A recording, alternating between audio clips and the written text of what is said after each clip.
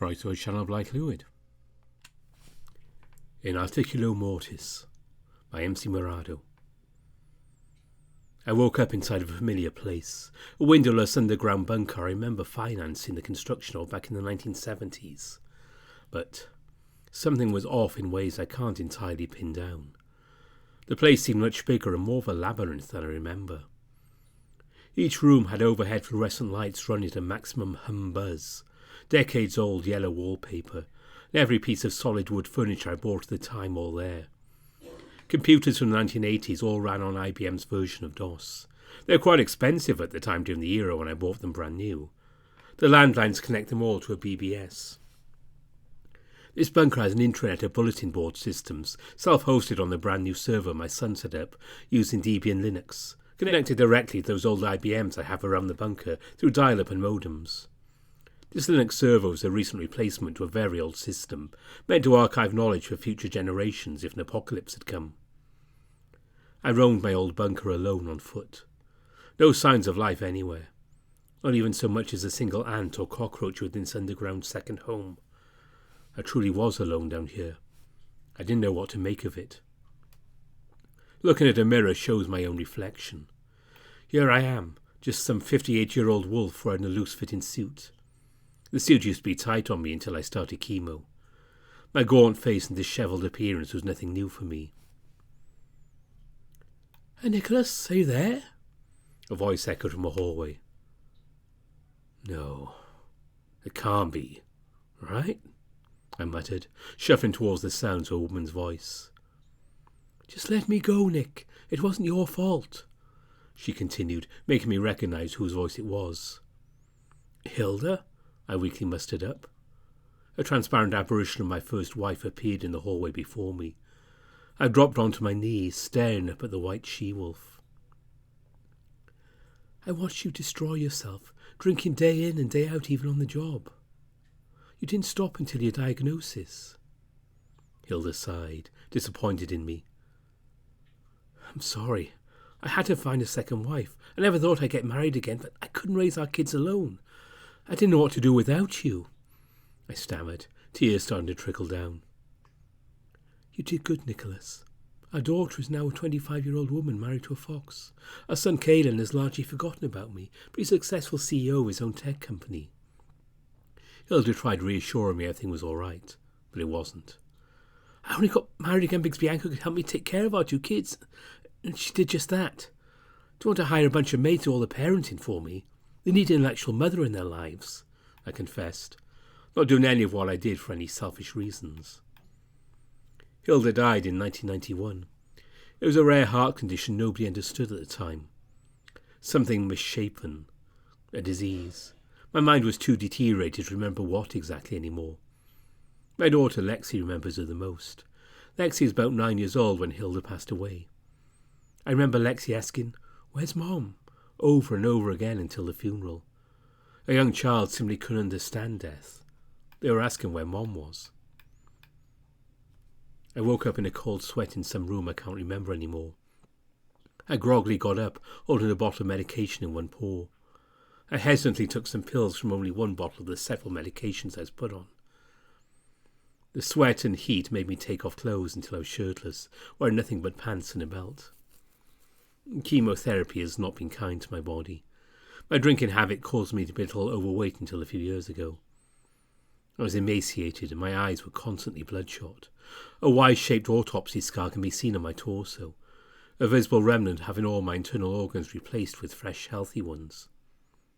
One thing I was never told about cancer treatments is losing some teeth. I had to get 7 or 8 individual titanium dental implants with zirconia crowns. All of the best medicine and treatment money can buy, yet none can touch one last thing. I'm technically old enough to be a grandpa, but I don't have any grandchildren. However, I don't think I'll live to see Caelan or Lexi starting families of their own. I didn't have kids until I was in my 30s. I'm sure Hilda would still be proud of them today. Walking around the bunker alone again ended up in me getting lost over and over again. This was still better than going to some retirement home. Personally, I think retirement homes are just cemeteries for the living, and hospice care is just a depressing waiting room to meet God. I know I'm inside my own fallout shelter, but I've no idea where I am anymore. Everything's a bit fuzzy in my mind. Navigating this place feels non-Euclidean and nonsensical. The clocks don't move anymore.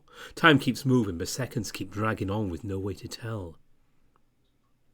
It was all a blur from there until all the lights inside the bunker were shut off, causing me to frantically look for something useful until finding a flashlight to light the way forward. Eventually I found myself in a vast empty room, only illuminated by the glow of a computer's cathode monitor. This desk looks bigger than I remember, I thought out loud to myself. I sat down at the desk computer running on MS-DOS. There's only me and the command line. For someone my age, my first exposure to computers came long before graphical desktops environments. A telephone connected to the landlines and a desk lamp were also present on the desk. I flinched when seeing the telephone ring. I pressed a button to put on speaker. "Why are you still here?" A familiar voice resonated through the black telephone on this desk. "Bianca? How are you?" I sputtered, wondering how my second wife could be calling me. "Not important, Nicholas. I wish I could have seen you at least one more time." She continued the conversation as if she was still alive. I never had a chance to see Bianca after I went under emergency surgery to get a multi-organ transplant. I traced one paw around my autopsy scar. I spent her final day just looking after my kids, unaware of what happened. I didn't know until Lexi's future husband came home with blood on his paws. The medication, the chemotherapy. I was barely lucid my first few days awake from a coma. I was out for weeks, I think. There was nothing I could do even if I tried. Bianca's phone call shifted from a loving tone to becoming spiteful, thinking I let the fox who killed her get away with murder. I've been on chemotherapy for a few years now. The radiation treatments aren't doing me any favours either.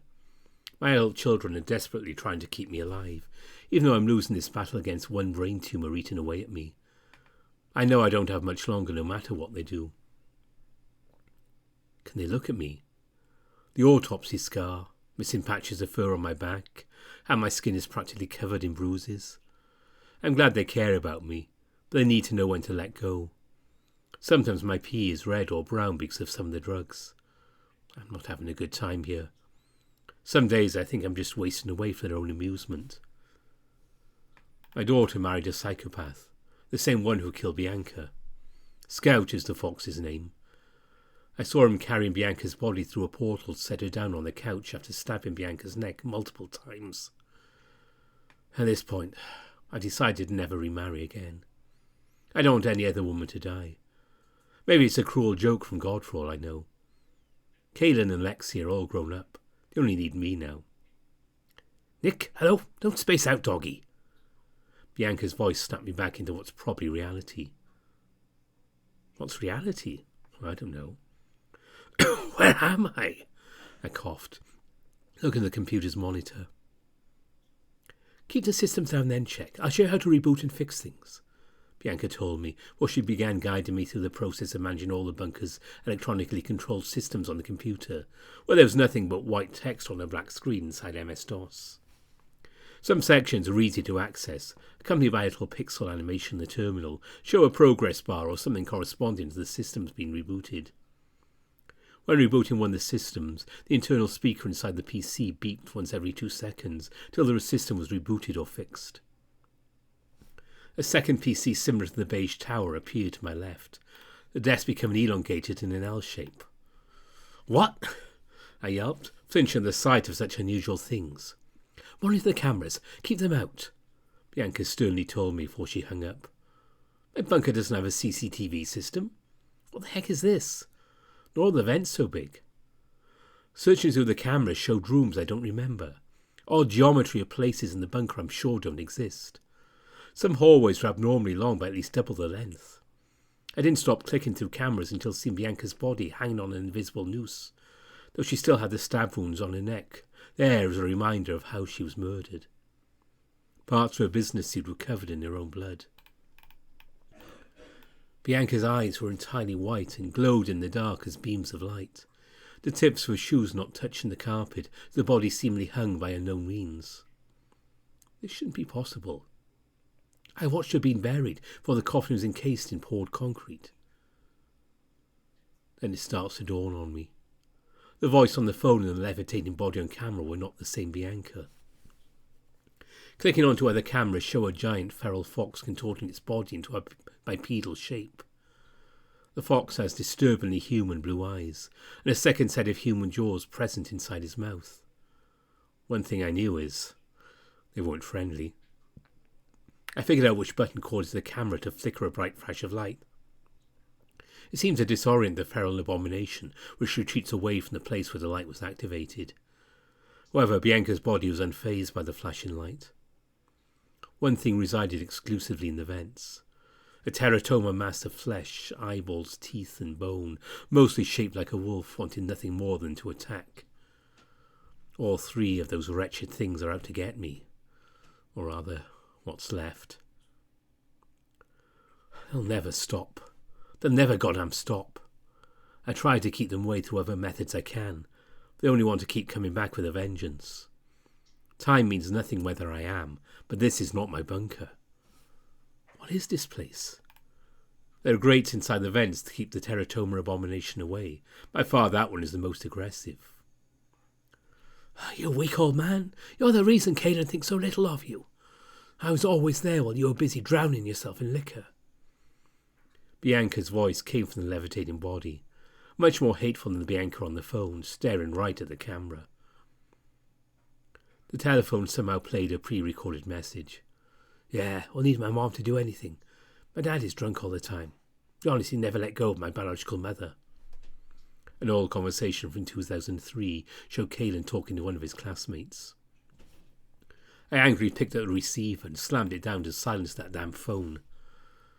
Those white lights from her eye sockets, accompanied by black and white CCTV footage, becoming very grainy whenever she said directly at the camera, filled every part of me with dread.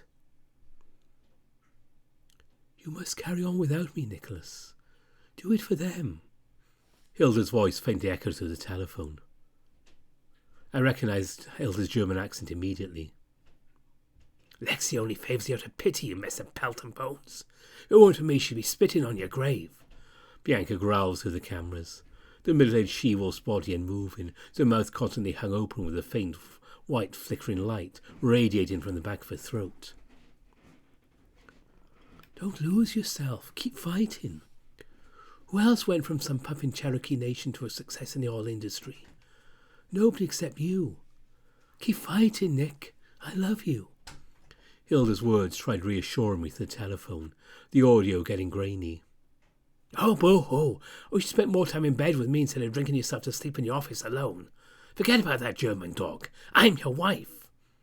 Bianca kept showing nothing but pure, unadulterated hate. No matter how hard I try, I have to keep the demons out of this room. I'm the only living thing down here to my knowledge. The sound of a grandfather clock tolling in the distance made fur on the back of my neck stand on end. The feral fox creatures did not stop, nor did it tire out. It's out for my blood. Sometimes it crawled on all fours, sometimes it stalked on its hind legs. The teratoma wolf, however, was more intelligent by constantly trying to disable cameras or find another route in the vents. This caused me to keep rebooting the cameras. As the hours go on, these things get more and more aggressive. Just die already, Bianca growled from the cameras. I simply ignored the multiple voices this time. Those things out of the side of the empty room want to get in, but I cannot let them. Not even the thing that looks like my ex-wife. In the cameras I see strange anomalies such as elongated furniture or shadowy figures as black as a void. Hilda tells me they're hallucinations. They look way too real. I still kept hearing the sound of that grandfather clock coming from all directions. Eventually comes for us all, dear. Do you hear the clock tolling? You could have been around for decades longer, but it never waits for you to stop and catch your breath. Do you hear the breathing? Hilda's voice warned, being more soft-spoken this time on the old telephone. I tried to exhale and breathe heavily, but somehow every sound I tried to make while breathing was dead silent. Then I hear the breathing of something else from behind. My paw tightly grabbed the flashlight. I mustered up enough courage to turn around in the chair. I couldn't say anything. I was left staring at this massive thing towering over me. There's a 7.5-foot tall black wolf with fur as black as oil. Those eyes were of white marble, with irises quite literally made of ruby gemstone, accompanied by polished obsidian pupils, both ruby irises glowing in the pitch blackness. The figure was muscular, standing as tall as it did with black angel wings. Flashing my flashlight at it made the thing disappear, still being something only seen on the cameras, and practically invisible to the three other things prowling around the bunker on night vision cameras. Saving a specific camera and rebooting is my only way of getting that giant winged wolf with glowing red eyes to go away. Tick, tick, tick, tick, tock, tick, tick. A strange voice resonated through the telephone speakers, counting down the seconds until it stopped, during the moment it appeared on every single camera all at once, till suddenly disappearing without warning. Nonetheless, it was going to be back soon. Monitoring 2 computers at once is difficult for someone my age. By all standards, I was a rags to riches story, as someone born and raised in Cherokee Nation. Some of my friends back in Oklahoma own casinos are doing pretty good for themselves. I've been living here in Texas since the 70s, when business was booming in the oil industry, and I was fresh out of business school after attending university somewhere on the East Coast. My parents were shocked when I married Hilda, a supermodel I snuck out of East Germany in 1975. She was the mother of my children, was the face of my company from 1975 all the way until her death. Her old Ferrari sits in my garage as a memorial of the woman I helped escape communism for a better life in America.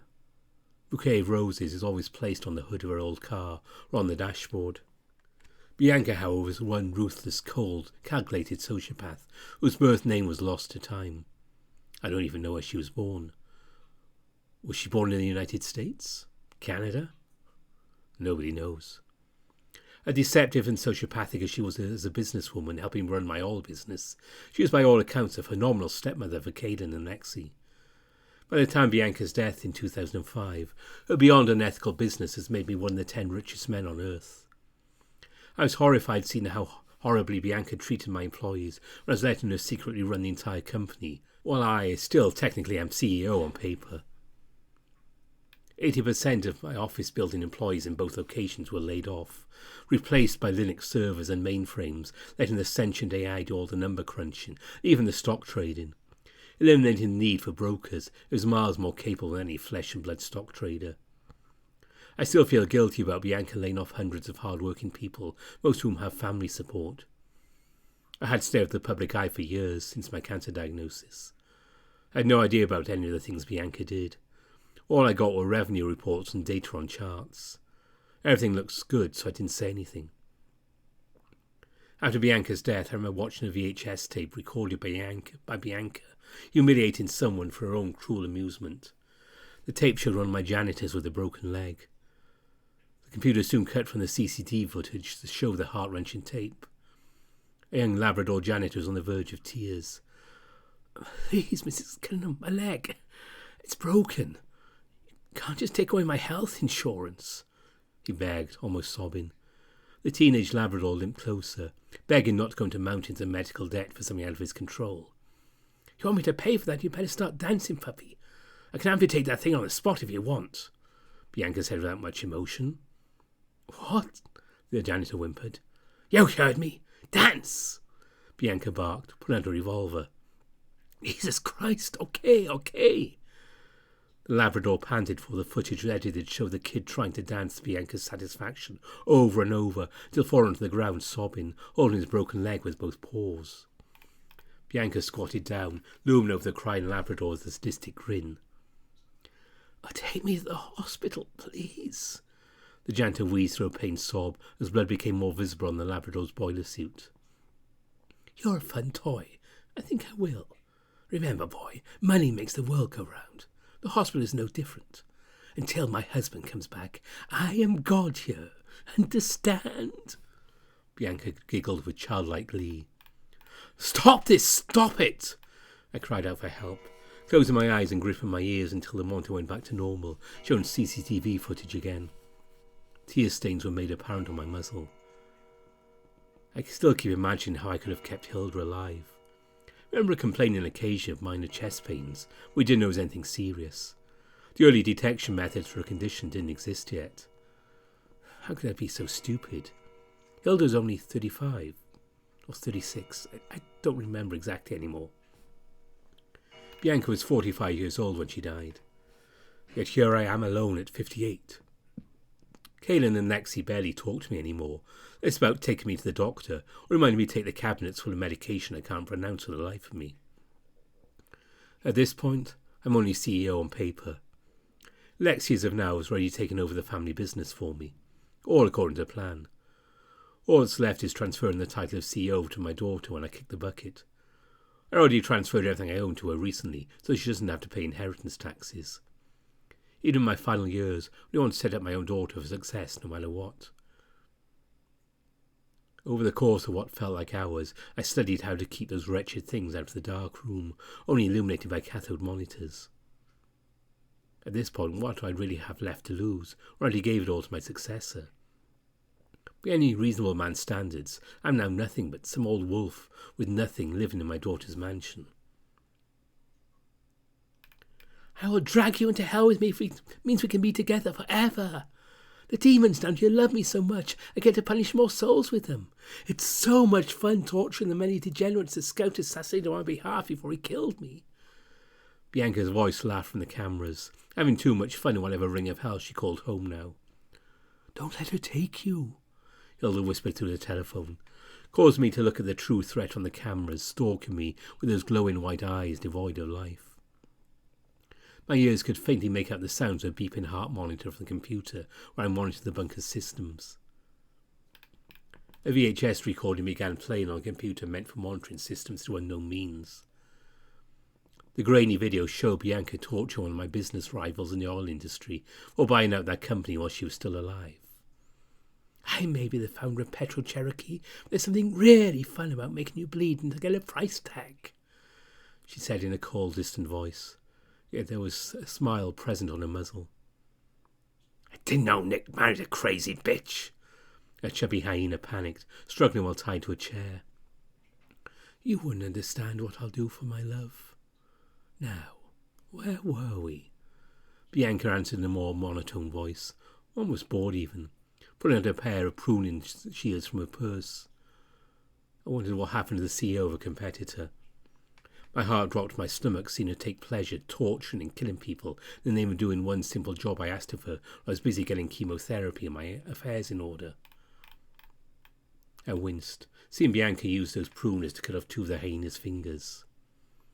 How about $2 million, your entire company? Bianca began making a deal like nothing was happening. What? I'm worth almost $1 billion, the hyena cried in protest, trying not to beg for mercy as a sign of weakness. I said $2 million, Bianca barked, sniffing off one of the hyena's pinky fingers with a sickening crunch of bone. Hearing that guy be tortured made me want to look away. I just couldn't. Okay, please, stop. The hyena started sobbing, admitting defeat. Oh, sounds like a plan. Should have told Mrs. Secretary here sooner. Bianca seemed to like the answer, replied in a more cheerful attitude, put onto the secretary's severed head from behind the desk of the private office they were in. The video soon cut to static as the computer monitors went back to normal. Your praise remains the blood inside my veins, Bianca's voice whispered from the cameras. I rested my face in my paws. I didn't know the horrific lengths she'd go to. After her death, there had been many recounts of people who have visible scars, missing fingers or even limbs. Speculation says Bianca was a young victim of MK-Ultra brainwashed, without any memory of her nationality or identity at birth, but nobody can really confirm it. Federal agents' comments about Bianca's torture methods being very similar to those done by the CIA, but in a much more brutal fashion, was a post-mortem red flag I never knew until it was too late. When Bianca was alive, all I knew was her being a loving wife and a great stepmother who treated Kaylin and Lexi with the same love as their own biological children. It was until after her death I found what her true colours were. A canine from parts unknown, someone who tortured and murdered many people if it meant getting business done. Being oblivious to it for all so many years makes me feel like I contributed through ignorance alone.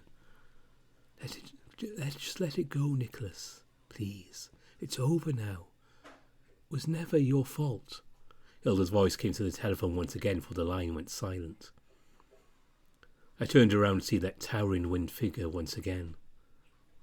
There was nothing to say. I flashed my flashlight at the thing until it disappeared. What year is it again? Last time I checked, it was 2007. From the computer managing all the bunker's systems, there was the faint sound of a heart monitor that we heard very faintly, drowned out by the tolling of a grandfather clock. Focusing back on the monitor showed the feral fox abomination barking, confused at the sights of furniture and objects being picked up and thrown around by one paranormal force who was just as evil in life. Without warning, Bianca's body crawled out of the monitor in a grotesque insect-like manner, where joints and bones snapped and crackled while trying to fit through the square display. Soon she was on the desk with her hands and feet, sitting like a feral dog. Her mouth hung open as those flickering white lights from empty eye sockets still shone bright. "Join us!" Bianca crackled with the grainy static present in her voice, grabbing me by the shoulders. Her face got closer, till all I could see was white nothingness. I was somehow teleported into a giant rocky mass in the middle of an unforgiving void, which didn't care if I stepped over the edge. There was nothing but the black sky of outer space. Bianca's body began stalking slowly closer on foot. I quickly looked for anything I could defend myself with, only to find a loaded pistol. "You can't keep us apart. Together, forever," Bianca snapped, going from a zombie-like limp to sprint at inhuman speed, the tune of cracking joints and the unpleasant sounds of decay. Strangely enough, she stopped to catch her breath for a few seconds after attempting to charge at me. There was only one thing left I could do. Out of instinct, I began firing shots at the reanimated body. It hurt me on the inside, seeing Bianca herself in pain. It's hard to recognise the second she-wolf I married. Bianca kept glitching out the more I kept shooting her. Giant eyes from the void opened up to watch my final battle, till there were hundreds of eyeballs floating in the void, staring down at this fight I was dragged into without choice. Tears were streaming down my face, yet I still kept my composure. Despite all the horrible things Bianca did in life, I still loved her. Being forced to shoot this thing that looked like her felt wrong. I have no choice. "I wanted you to get me pregnant, give Kayla a next little sibling. Too bad you're busy playing the immortal airplanes, completely wasted, instead of making love to your wife. I want another child, Nick." Bianca played a pre-recorded piece of an argument I had years ago from her deathly agape mouth. I remember during the early years of our marriage in the mid-90s, she wanted to conceive a pup. I, however, was more focused on making sure my 2 young children at the time were taken care of. My house wasn't big enough for a third kid. I kept shooting until Bianca collapsed onto her knees, staring at the ground in defeat. Looking down the gun in my paw, I dropped it. "I don't want to hurt you," I shouted defensively. "Is there more to the mind and only which can be shown through dreams? I'm even talking to you." Bianca paused, the light in those empty eye sockets still flickering. She seemed lost and disoriented more than anything. "This may be our last time we ever see each other. Tell me, are they all right?" Bianca spoke through grain and static in a very monotone voice, showing hints of concern despite the body not moving a muscle. I told the vengeful spirit the truth of how Kaylin and Lexi were doing great. Afterwards, something compelled me to walk right up to the edge. I turned around, splayed my arms out for possible rapture, and leaned backwards. Closing my eyes, I fell into the cosmic void without any sense of time, wind, or gravity.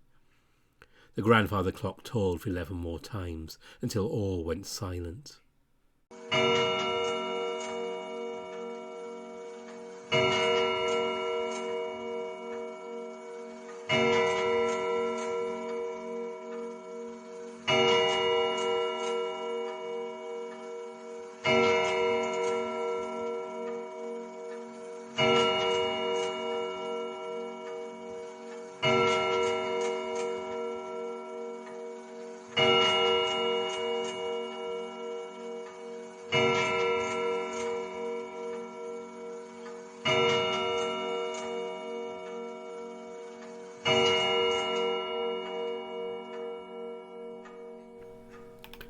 I woke up inside a hospital bed, remembering everything that just happened.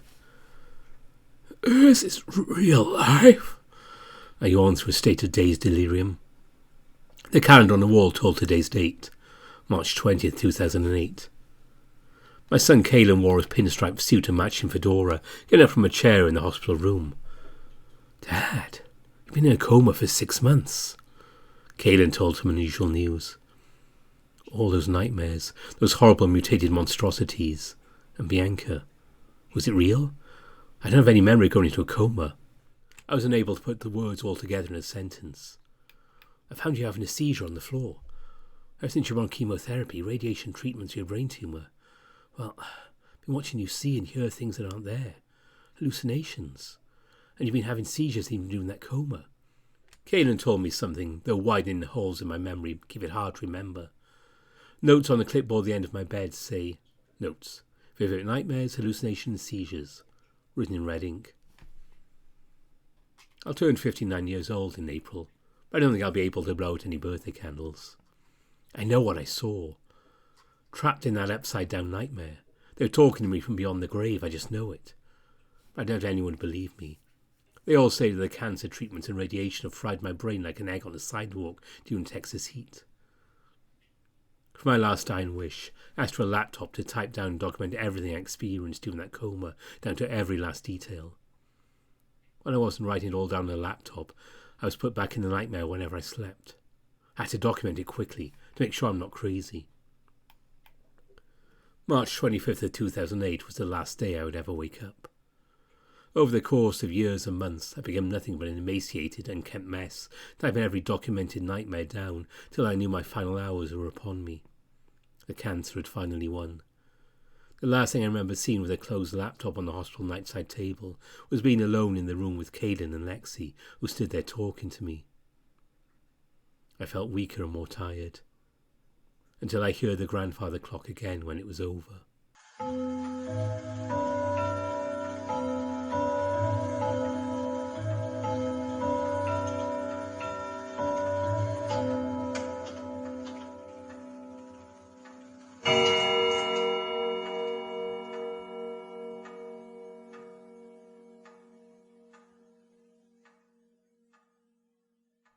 What felt like days being suspended in black nothingness led up to being teleported somewhere white and cloudy.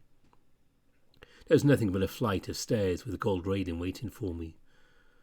I wish it was an escalator, but beggars can't be choosers. Looking down on myself, it appeared as if I was still a spry 50-year-old wolf pre-diagnosis. No autopsy scar or patches of fur missing either. Deep down I knew where I was. Where is she? Not sure why I ran up those stairs looking for someone. "Hilda, where are you? Hello? Anybody home?" I hollered, seeing nobody in sight yet. I kept running as fast as I could until reaching the top at last, after over 33,000 steps. The cloudy landscape was interrupted by a German cottage atop rolling green hills. There she was, frolicking in the flowers, waiting. I didn't say a word, sprinting forward until stopping right in front of someone I lost 17 years ago. "Nicholas, you're finally here?" Hilda gasped, almost jumping with joy. I was well aware of how I got here. There, the white she-wolf was wearing a light blue dress with a white apron. "It's been so long, dear," I coughed, out of breath from running so much in heaven looking for her. "Oh, nothing can keep us apart, not any more. I love you, Nick." Hilda shuddered through tears of joy, hugging me tighter than she ever did in life. I was just glad the nightmare was over. My depression only got worse after Bianca died while I lived. Most of the cancer treatments were experimental and fried my brain beyond belief in a futile attempt to attack an inoperable tumour. My last few years were terrible, but the pain is over now. I'm together with Hilda once again. In the back of my mind, I still wondered if Caelan and Lexi could manage without me. I'm their dad. Of course I wouldn't stop worrying about that even if I tried. But for now, I'm so happy to be reunited with my wife. Forever this time.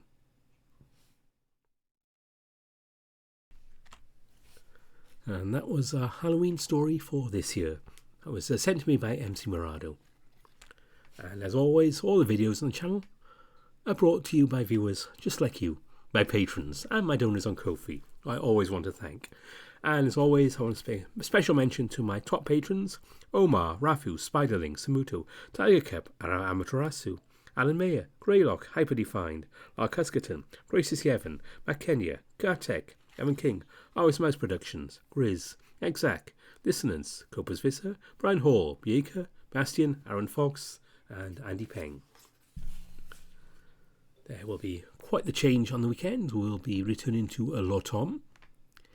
And then we have more Chenye and Burroughs marks through to return to that later in November, and more Afterclass with Parker's Route. And since I had to put it back last month, we'll finally have Tennessees, so that will be happening as well. But for now, hope you enjoyed this extra Halloween video. Thanks for watching. Bye for now.